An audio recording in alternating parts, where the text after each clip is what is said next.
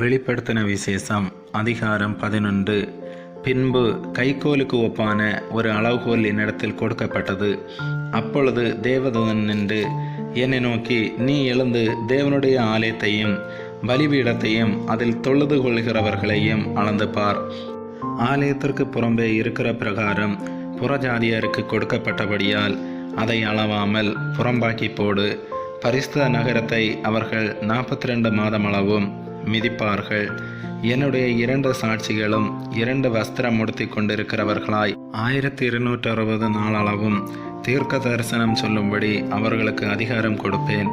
பூலோகத்தின் ஆண்டவருக்கு முன்பாக நிற்கிற 2 ஒலிவ மரங்களும் 2 விளக்கு தண்டுகளும் இவர்களே. ஒருவன் அவர்களை சேதப்படுத்த மனதாயிருந்தால் அவர்களுடைய வாயிலிருந்து அக்கினி புறப்பட்டு அவர்களுடைய சத்துருக்களை பட்சிக்கும்.